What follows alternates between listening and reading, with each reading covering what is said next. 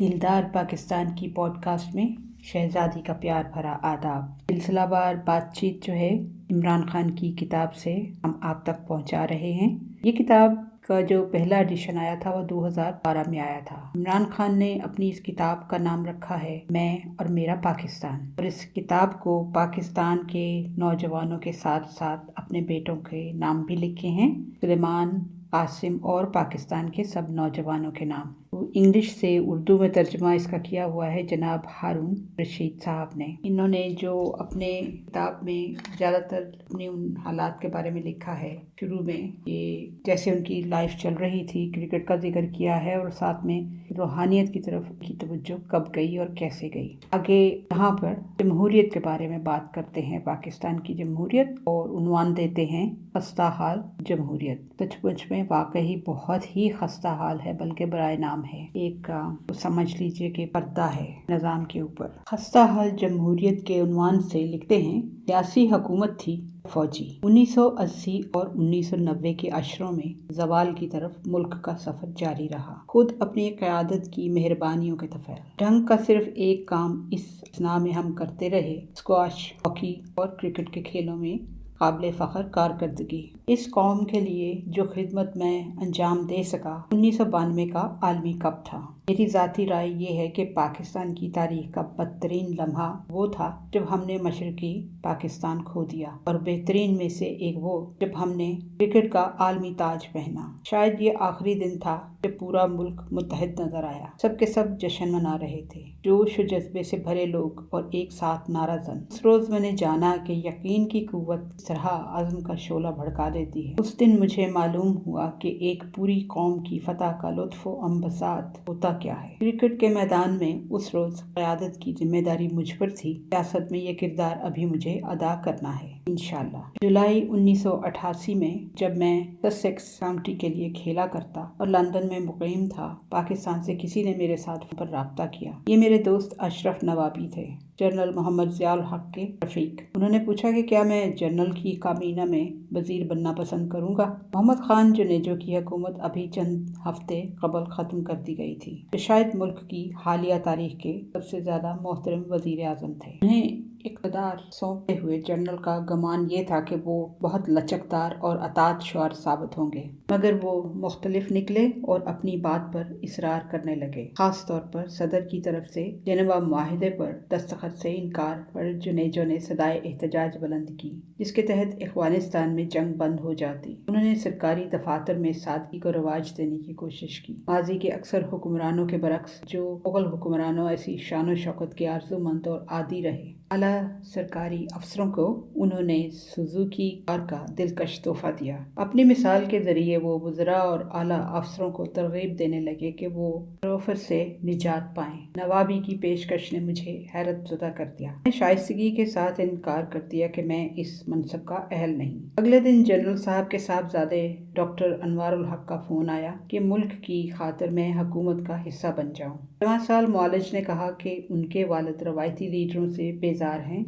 जो महज ज़ाती मफाद के लिए सियासत करते हैं। उनके बकौल मेरी तरह के दयानतदार लोगों की काबीना को सख्त ज़रूरत थी। ये बात मुझे मज़ाक़ खेज़ सी लगी। गैर जमाती बुनियादों पर मुल्क के फौजी हुक्मरान ने इलेक्शन कराए थे और अब भी कराना चाहता था। कानून की हुक्मरानी का तसव्वुर तक नहीं था। डॉक्टर अनवारुल हक ने मेरी बहुत तारीफ की, मगर मैं उनकी बात कैसे मान लेता। चंद रोज बाद जनरल मोहम्मद ज़ियाउल हक बहुत से आला फौजी अफसरान और अमरीकी सफ़ीर के हमरा एक पुरस्कार फ़िज़ाई हादसे में जान बहक हो गए। उस वक्त मैं फ्रांस के जनूब में छुट्टियां गुजार रहा था। ये बहुत सदमे की बात थी। भुट्टो की मौत ऐसी, उनका मामला अगरचे मुख्तलिफ था कि अदालत के जरिए उन्हें सजा दिलवाई गई, और उनकी मौत बहुत ज्यादा गैर मुतवक्के वाक़या बहरहाल न थी। हादसे की वजह अभी तक एक राज है, एक गहरा तारीख राज। शुबा ये था कि इसमें CIA मुलव्वस है। जनरल के कत्ल का फैसला तभी हो गया था जब उसने अमेरिका के तजवीज़ करदा रास्ते पर चलने से इनकार किया। उसकी मौत के बाद मुल्क की हालत वही थी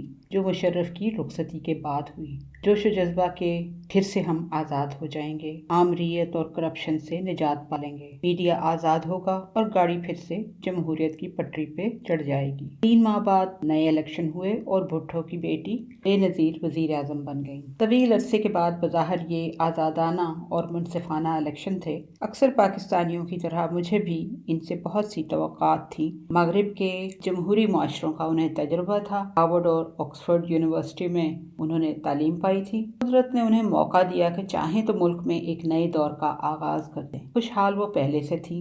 हमारा ख्याल था इस दौलत की उन्हें ज़रूरत नहीं जो इक़्तिदार के बलबूते पर कमाई जाती है। वो मकबूल थी।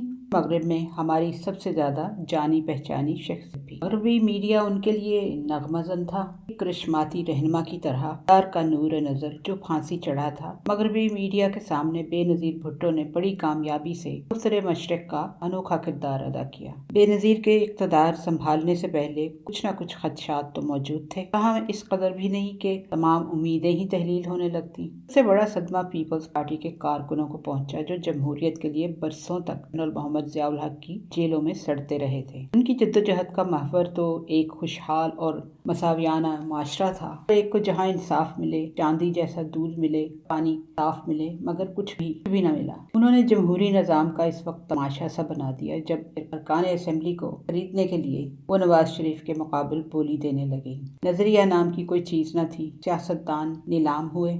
आज़ाद अरकान और उनके अजीज़ व अकारब पर पेशकशें बारिश की तरह बरसी। छांगा मांगा कल्चर की इस्तिलाह मियाँ मोहम्मद नवाज शरीफ के इसी कारनामे की याद दिलाती है। अपने अरकान असेंबली को उन्होंने लाहौर के करीब एक जंगल में जा आबाद किया ताकि पीपल्स पार्टी वाले ज्यादा कीमत देकर उन्हें खरीद न लें। बहुत दिन न गुजरे थे कि बेनज़ीर से हम सब मायूस हो गए। वज़ीर आज़म की बजाय वो एक मलका जैसी जिंदगी गुजारने लगी। उनकी वफात के बाद विलियम डलरम्पल ने उन दिनों को याद किया जब वज़ीर आज़म के तौर पर उसने उनका इंटरव्यू किया था और शाहाना बल्कि शहनशाहाना अंदाज का हामिल पाया। उसने लिखा है, इरादतन वो नपे-तुले और पुरशको अंदाज में बात करती थी और मैं की बजाय हम कहकर अपना हवाला देती। मेरा मुशाहिदा ये है कि बेनज़ीर भुट्टो में शाहाना अंदाज की झलक तो पहले से मौजूद थी। वो एक शख्स की धज्जियां उड़ा रही थी। पहली बार जब मेरी उनसे मुलाकात हुई उसने उनकी सोशलिस्ट साख पर सवाल उठाने की जसारत की थी। ऑक्सफोर्ड यूनिवर्सिटी के तालिब इल्म की हैसियत से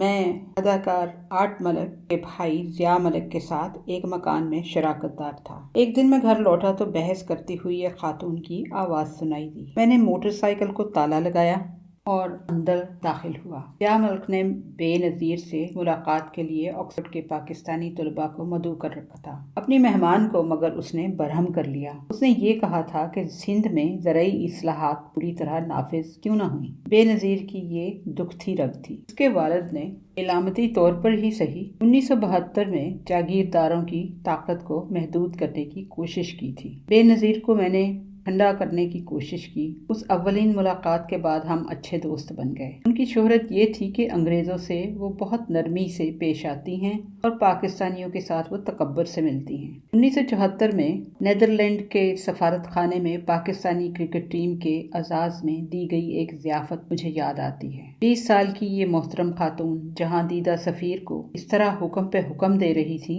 जैसे वे उनका ज़ाती मुलाजिम हो। हम सबके लिए हैरत की बात ये थी कि बड़ी मुस्तैदी के साथ वो बेनज़ीर भुट्टो के लिए मेज़ कुर्सियां सजाने और तरतीब देने में जुटा था। इब्तिदा ही से ये भी अयां था बेनज़ीर की परवाज़ बुलंद थी। वो बर्तरी और जादू हशमत की आरज़ूमंद थी। मैं तो वहाँ से चला आया मगर बेनज़ीर मज़ीद एक बरस ऑक्सफोर्ड यूनिवर्सिटी में क़याम पजीर रही। मेरा ख्याल है इसलिए कि वो तलबा यूनियन की सदर बनने का पुख्ता अज़म रखती थी। मोहतरमा का मसला ये था कि वज़ीर आज़म बनने से कबल उन्होंने कभी कोई जिम्मेदारी न संभाली थी। पहला मनसब वो भी इस कदर ग्रांबार। वज़ीर आज़म वो इसलिए बन गई कि भुट्टो की बेटी थी। इस तरह के 19 साल की उम्र में बिलावल पीपल्स पार्टी का चेयरमैन चुन लिया गया। 6 माह बेनज़ीर ने जेल काटी और बरसों तक घर पर नजरबंद रही। पार्टी की क़यादत के लिए मगर उन्हें कोई जिद्दोजहद न करना पड़ी, न ही सियासी तजर्बा हासिल करने के लिए घाट घाट का पानी पीना पड़ा। मैं इस इम्तहान की अहमियत को कम करके पेश नहीं करना चाहता। बाप की फांसी के बाद जिससे वो गुजरी मुल्क चलाने के लिए ये तजुर्बा मगर काफ़ी न था। इस तरह आप पाकिस्तान ऐसे पेचीदा मुल्क को बतरीक़ अहसन चला सकते हैं जबकि इससे पहले आपने कभी कोई काम ही न किया हो। क़यादत की संगलाख राहों से वो ना गुजरी थी, चुनांचे बसीरत जागी और ना कोई नजरिया जन्म ले सका। उसने इंतज़ाम और अदारा साजी का फ़न अभी वो सीख ना पाई थी। किसी कारोबारी कंपनी का इंतज़ामी सरबराह, फ़ौज का जनरल बनने के लिए भी आपको एक नहीं कई तरह की महारत दरकार होती है। एक के बाद दीगरे तरह तरह की जिम्मेदारियों का बोझ आप उठाते हैं तो इस काबिल होते हैं कि सरबराही संभाल सकें। सियासत में ख़ानदानी मिरास नाअहली और क़यादत के ज़वाल पर तमाम होती है। जनूबी एशिया में सियासत की सड़ांध का एक बड़ा सबब ख़ानदानों का गलबा भी है। बाद एतबार से ख़ानदानी सियासत बादशाहत से भी बदतर है। शाही ख़ानदानों में शहजादों और शहजादियों को कम अज़ कम तरबियत के मराहल से तो गुजरना ही पड़ता है। अपनी ज़िंदगी का बड़ा हिस्सा बैरून मुल्क गुजारने वाला बिलावल भुट्टो ज़्यादा अहलियत रखता है या मगरबी दुनिया का शहजादा चार्ल्स को हालांकि हुकूमत नहीं संभालनी। आज के लिए खस्ता हाल जमहूरियत का जिक्र यहाँ पर रोकते हैं। हमारा ईमेल एड्रेस है dildarpakistan@hotmail.com। Until next time, take care, God bless, Allah Hafiz.